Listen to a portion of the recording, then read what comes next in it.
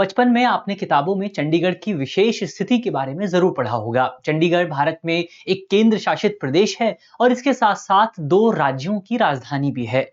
लेकिन अब चंडीगढ़ की सिचुएशन को लेकर के, इस विशेष स्थिति को लेकर के विवाद पैदा हो रहा है। तो आज इस वीडियो में हम इसी विषय पर बात करेंगे। दरअसल विवाद तब पैदा हुआ जब सरकार की तरफ से ही नोटिफाई किया गया, लोकसभा राज्यसभा का जो बुलेटिन था उसमें बताया गया कि सरकार जल्द ही एक नया संविधान संशोधन ला सकती है, जिसके माध्यम से चंडीगढ़ की सिचुएशन को थोड़ा सा चेंज किया जा सकता है। तो आज इस वीडियो में हम इसी विषय पर विस्तार से चर्चा करने की कोशिश करेंगे। मेरा नाम है अक्षय और आपका स्वागत है दृष्टि आईएएस चैनल की इस नई वीडियो में। हम करते हैं वीडियो की शुरुआत, और जैसे कि हमारी प्रैक्टिस रही है कि हम अपनी वीडियो जो है वो हमेशा एक सवाल के साथ शुरू करते हैं। तो आज के सवाल में अगर आप देखें, आज का हमारा सवाल है कि भारतीय संविधान के अनुच्छेद 240 को अगर आप देखें, भारतीय संविधान का आर्टिकल 240 जो है वो यूनियन टेरिटरी से जुड़ा हुआ है। तो आर्टिकल 240 अगर आप देखें, उसमें बेसिकली आपका निम्नलिखित में से कौन सा केंद्र शासित प्रदेश जो है उसका उल्लेख नहीं किया गया है। हमारे सामने ऑप्शन आपके लिखे हुए हैं। ऑप्शन है, पहला ऑप्शन है आपका पुदुचेरी, दूसरा ऑप्शन है अंडमान और निकोबार द्वीप समूह,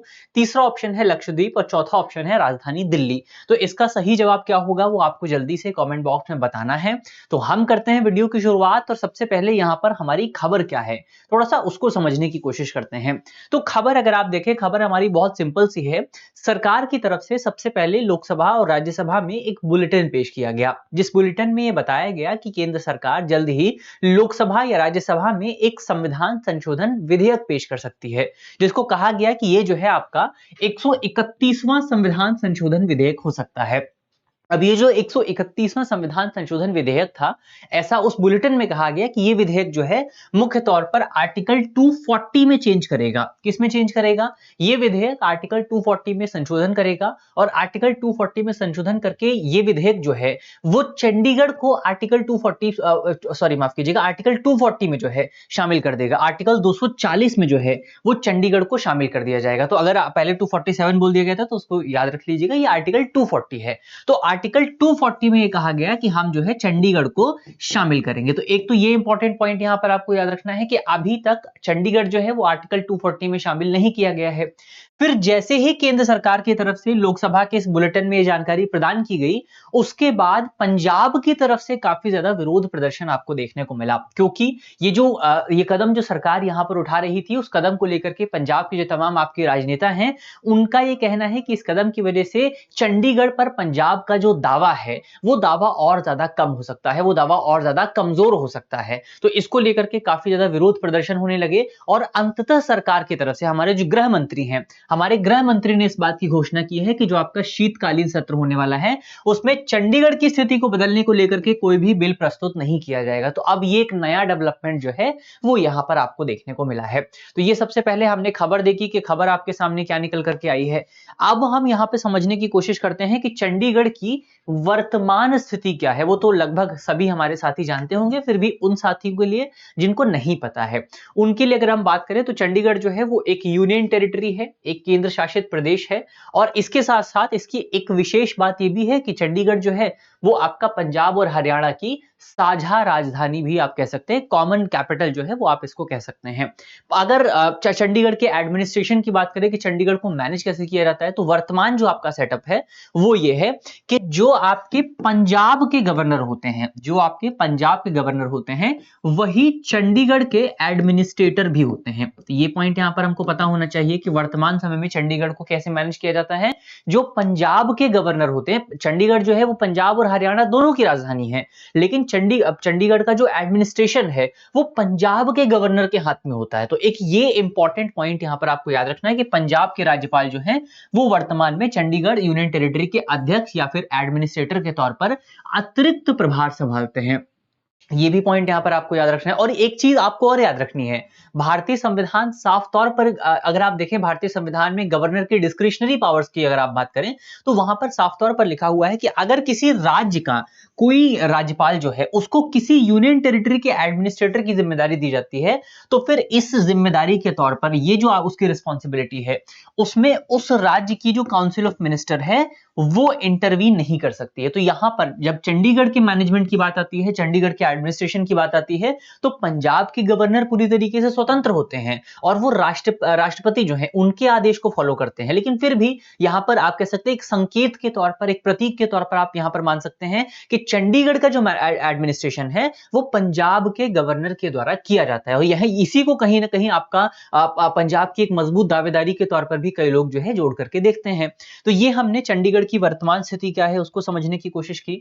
अब जो आपका प्रस्तावित परिवर्तन था वो क्या है, क्या चेंज लाने की बात हो रही थी? तो चेंज लाने की बात ये हो रही थी कि चंडीगढ़ को आर्टिकल 240 में शामिल किए जाने की बात हो रही थी, जिसकी वजह से अभी आर्टिकल 240 क्या है उसको हम देखेंगे। लेकिन सिंपल सा भी आपको याद रखना है कि जैसे वर्तमान समय में आपका चंडीगढ़ को मैनेज करने की जिम्मेदारी पंजाब के गवर्नर के पास होती है, लेकिन अगर चंडीगढ़ को आर्टिकल 240 में शामिल कर दिया जाएगा तो इसका परिणाम यह होगा कि चंडीगढ़ के लिए भारत सरकार अलग से एक एडमिनिस्ट्रेटर नियुक्त कर सकती है। अभी क्या है, अभी एडमिनिस्ट्रेशन पंजाब के गवर्नर के पास होता है, अतिरिक्त प्रभार जो है, अतिरिक्त रिस्पॉन्सिबिलिटी जो है वो उनको दी जाती है। लेकिन जैसे ही चंडीगढ़ को आर्टिकल 240 में शामिल किया जाएगा तो आर्टिकल 240 भारतीय राष्ट्रपति को यह अधिकार देता है कि भारतीय राष्ट्रपति किसी यूनियन टेरिटरी को मैनेज करने के लिए एक एडमिनिस्ट्रेटर जो है वो नियुक्त कर सकते हैं। तो चंडीगढ़ में भी जो है एक स्वतंत्र एडमिनिस्ट्रेटर, एक इंडिपेंडेंट एडमिनिस्ट्रेटर जो है वो नियुक्त किए जा सकते थे। जैसे कई यूनियन टेरिटरीज में आपको लेफ्टिनेंट गवर्नर यानी एलजी जो है वो देखने को मिलते हैं। यदि चंडीगढ़ इस अधिनियम के अंतर्गत आता है तो ये पंजाब के राज्यपाल के नियंत्रण में नहीं रह जाएगा। तो ये बहुत बड़ा जो है आपका विवाद का विषय था जिस पर हमने डिस्कशन किया। अब आर्टिकल 240 को थोड़ा सा हम समझ लेते हैं। अनुच्छेद 240 क्या कहता है, अनुच्छेद 240 में क्या कुछ जरूरी बातें जो है वो आपके लिखी हुई हैं। तो आर्टिकल 240 की अगर आप बात करें, अनुच्छेद 240 जो है वो भारत के राष्ट्रपति को कुछ संघ जो आपके संघ क्षेत्र हैं या कुछ जो आपके यूनियन टेरिटरीज हैं उनके लिए नियम बनाने का अधिकार देता है, उनके लिए आपका रूल बनाने का अधिकार देता है। तो एक चीज यहां पर आपको याद रखनी है कि आर्टिकल 240 यूनियन टेरिटरी से जुड़ा हुआ है और सारी यूनियन टेरिटरी से जुड़ा हुआ नहीं है। कुछ स्पेसिफिक यूनियन टेरिटरीज के नाम जो है वो आपको आर्टिकल 240 में देखने को मिलेंगे। क्या कहता है आर्टिकल 240? आर्टिकल 240 कहता है कि कुछ यूनियन टेरिटरीज के लिए राष्ट्रपति शांति, पीस के लिए, उसकी प्रोग्रेस के लिए और गुड गवर्नमेंट के लिए नियम बना सकते हैं।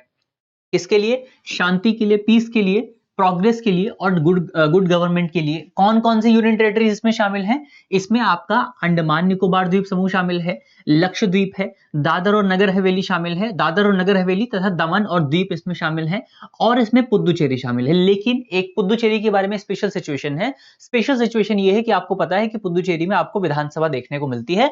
तो ये वाला प्रोविजन पुद्दुचेरी पर केवल तब लागू होता है जब पुद्दुचेरी में विधानसभा भंग होती है। तो ये पॉइंट आपको याद रखना है। बाकी जो आपकी यूनियन टेरिटरीज हैं उन पर आपका सामान्य सिचुएशन में लागू होती है, लेकिन पुद्दुचेरी में केवल तब लागू होती है जब उसकी विधानसभा या तो भंग है या फिर निलंबित है या सस्पेंडेड है। तो ये पॉइंट यहां पर हमको आर्टिकल 240 के बारे में याद रखने हैं। आर्टिकल 240 ये कहता है कि भारत के राष्ट्रपति जो है वो कुछ यूनियन टेरिटरीज जिनके नाम यहां पर लिखे हुए हैं, आपको याद रखना है राजधानी दिल्ली यहां पर शामिल नहीं है। और राजधानी दिल्ली का कौन सा आर्टिकल है भारतीय संविधान में, कौन से संविधान में राजधानी दिल्ली को विशेष दर्जे की राजधानी दिल्ली को लेकर के आपका प्रोविजन किए गए हैं, वो जल्दी से आप कमेंट बॉक्स में बताएंगे। तो यहां पर राजधानी दिल्ली शामिल नहीं है। तो भारतीय राष्ट्रपति कुछ विशेष यूनियन टेरिटरीज जो हैं उनके लिए प्रोविजन, उनके लिए नियम बना सकते हैं। इन नियमों के माध्यम से भारतीय राष्ट्रपति पुराने किसी कानून को चेंज कर सकते हैं, कोई नया कानून पेश कर सकते हैं, पुराने कानून में संशोधन कर सकते हैं, कोई नया नियम जो है वो पेश कर सकते हैं, कुछ भी कर सकते हैं भारतीय राष्ट्रपति। ये बात यहां पर हमको याद रखनी है कि वो संसद के बनाए गए किसी एक्ट या किसी दूसरे कानून को रद्द कर सकते हैं, उसको बदल सकते हैं, उस समय यूनियन टेरिटरी पर लागू है और इसे संसद के कानून के बराबर शक्ति जो है वो प्रदान की जाती है। और यदि चंडीगढ़ इस अधिनियम के अंतर्गत आता है तो वर्तमान व्यवस्था के अनुसार पंजाब के गवर्नर के अधीन नहीं रह जाएगा और केंद्र सरकार वहां पर या हमारे जो राष्ट्रपति हैं वहां पर आपका डायरेक्ट किसी एडमिनिस्ट्रेटर की नियुक्ति कर सकते हैं और उसके माध्यम से चंडीगढ़ को एडमिनिस्टर किया जा सकता है। तो ये हमने आर्टिकल 240 को लेकर के बात की और आर्टिकल 240 को लेकर के क्या विवाद हो रहा है हमने उसको भी समझने की कोशिश की। अब यहां पर हम देखते हैं कि पंजाब इस चीज का विरोध क्यों कर रहा है। तो पंजाब की अगर आप बात करें, पंजाब के लिए चंडीगढ़ अपने आप में एक विशेष स्थान रखता है। अगर आप देखें तो चंडीगढ़ जो है वो स्वतंत्रता के बाद बनाया गया एक योजनाबद्ध शहर है और पंजाब के लिए इसकी एक ऐतिहासिक इंपॉर्टेंस भी यहाँ पर आप मान सकते हैं। जब भारत आजाद हुआ था उस समय जो आपका पंजाब का एरिया हुआ करता था उसकी राजधानी थी लाहौर, लेकिन लाहौर तो पाकिस्तान के पास चला गया। तो जब लाहौर पाकिस्तान के पास गया उसके बाद आपका पंजाब के जो कुछ क्षेत्र थे, पंजाब की जो राजधानी थी वो तो पाकिस्तान के पास चली गई, तो फिर पंजाब के लिए एक नई राजधानी बनाने की जरूरत महसूस हुई। अभी हम देखेंगे कि आगे उसको लेकर के पूरा हिस्टोरिकल कैसे डेवलपमेंट हुआ, लेकिन फिलहाल हमने ये देखा कि जब लाहौर आपका पाकिस्तान के पास चला गया तो पंजाब के लिए नई राजधानी बनाने की जरूरत महसूस हुई। और चंडीगढ़ जहां पर आज बनाया गया है उस जगह पर पहले पंजाब के शहर हुआ, पंजाब के गांव हुआ करते थे। पंजाब के 20 गांवों को हटा करके चंडीगढ़ को बनाया गया था। तो यही बेसिकली यहां पर पंजाब का यही तर्क है कि चंडीगढ़ का निर्माण जो है वो पंजाब के गांवों को हटा करके किया गया था, इसीलिए चंडीगढ़ पर पंजाब का दावा सबसे ज्यादा प्रमुख है। तो ये पॉइंट यहां पर हमको याद रखना है। अब हम चंडीगढ़ की विशेष चंडीगढ़ का जो विशेष इतिहास रहा है थोड़ा सा उसको समझने की कोशिश करते हैं। तो हमने देखा कि जब भारत आजाद हुआ उस समय जो सबसे ज्यादा इंपैक्ट आपको देखने को मिला वो भारत के बॉर्डर एरियाज पर देखने को मिला था। इसमें भी पंजाब और बंगाल जो था वो सबसे ज्यादा प्रभावित हुए थे। पंजाब की अगर आप बात करें तो उस समय हमने देखा पंजाब की राजधानी लाहौर हुआ करती थी, लेकिन लाहौर जो है वो पाकिस्तान के पास चला गया। उसके बाद एक जरूरत महसूस हुई कि पंजाब के लिए एक नई राजधानी बनाई जाए, तो टेम्पररी आधार पर शिमला को पंजाब की राजधानी बनाया गया। तो शुरुआत में आपको याद रखना है, शुरुआत में विभाजन के बाद शिमला को पंजाब की राजधानी बनाया गया। लेकिन उस समय हमारे जो प्रधानमंत्री थे पंडित जवाहरलाल नेहरू, उनको ये जरूरत महसूस हुई कि शिमला जो है वो तो अभी टेम्पररी राजधानी है, हमें इसके स्थान पर एक मॉडर्न राजधानी बनानी चाहिए, एक आधुनिक और एक योजनाबद्ध तरीके से एक राजधानी का निर्माण होना चाहिए। तो यहां से आप कह सकते हैं कि आपका ये जो पंडित नेहरू के मन में जो विचार आया था कि एक योजनाबद्ध राजधानी का निर्माण किया जाए, वहीं से चंडीगढ़ का जो आइडिया है उसका जन्म होता है। और इसके बाद आपका काम शुरू किया रहता है पंजाब के 22 शहरों, माफ कीजिएगा उस समय 20 बोला था, पंजाब के 22 गांव जो हैं उनको बेसिकली शहर के निर्माण के लिए अधिग्रहित किया गया था। तो पंजाब के 20 शहरों को माफ कीजिएगा पंजाब के 20 गांवों को मिला करके चंडीगढ़ का निर्माण आपको देखने को मिला था। और इसके बाद चंडीगढ़ का जो उद्घाटन हुआ, चंडीगढ़ की जो शुरुआत हुई वो 21 सितंबर 1953 को देखने को मिली। उसको द सिटी ऑफ ब्यूटी के नाम से बेसिकली यहां पर शुरू किया गया था। इसके बाद आपको पता है 1966 में आपको पंजाब का विभाजन देखने को मिलता है। दो राज्य यहां पर, दो मुख्य राज्य आपको देखने को मिलते हैं। पहला था आपका पंजाब और दूसरा था आपका हरियाणा। कुछ हिस्से जो है वो आपका पहाड़ी इलाकों को दे दिए जाते हैं। तो 1966 में पंजाब का विभाजन होता है, दो नए राज्य बनते हैं, पंजाब और हरियाणा का निर्माण होता है। और उस समय चंडीगढ़ जो है उसको दोनों की राजधानी बना दिया जाता है, यानी कि चंडीगढ़ पंजाब की भी राजधानी बन जाती है, चंडीगढ़ हरियाणा की भी राजधानी बन जाती है। जबकि पंजाब की तरफ से, पंजाब के जो तमाम उस समय के लीडर्स थे वो इस बात की डिमांड कर रहे थे कि चंडीगढ़ को पंजाब की राजधानी बनाया जाए और चंडीगढ़ को पूरी तरीके से पंजाब में शामिल कर दिया जाए। लेकिन इसके बावजूद भी चंडीगढ़ को एक कॉमन कैपिटल जो है स्थापित कर दिया जाता है। और चंडीगढ़ की जो संपत्ति है उस, या आपका हरियाणा और पंजाब की जो संपत्ति है उसको 60 और 40 के अनुपात में डिवाइड किया जाता है। उस समय चंडीगढ़ को यूनियन टेरिटरी का दर्जा दिया गया था, जिससे वो केंद्र सरकार के प्रत्यक्ष नियंत्रण में आ गए थे। लेकिन जो इंपॉर्टेंट पॉइंट यहां पर हमको याद रखना है कि 1966 में जब पंजाब का विभाजन हुआ था तो उस समय इंदिरा गांधी जी की सरकार जो है हुआ करती थी। और उस समय की प्रधानमंत्री इंदिरा गांधी ने पंजाब के लोगों से दावा किया था, यह वादा किया था कि जल्द ही हम हरियाणा के लिए एक अलग राजधानी का निर्माण करेंगे, हरियाणा को एक अलग जगह दी जाएगी अपनी कैपिटल बनाने के लिए, और इसके बाद जो आपका चंडीगढ़ है वो पंजाब को दे दिया जाएगा, जैसा कि पंजाब हमेशा से दावा भी करता रहा है। लेकिन ये दावा, ये जो वादा रहा था वो वादा अभी तक पूरा नहीं किया जा सका है। तो अब इसी को लेकर के आपको विवाद जो है वो देखने को मिल रहा है। तो तत्कालीन प्रधानमंत्री इंदिरा गांधी ने कहा था कि हरियाणा को अपनी राजधानी, अपनी अलग से राजधानी मिलेगी और पंजाब जो है वो चंडीगढ़ जो है वो पंजाब में पूरी तरीके से शामिल कर दिया जाए। लेकिन ये अभी तक यहां पर नहीं हो पाया है। तो ये कुछ इंपॉर्टेंट डेवलपमेंट हमने देखे।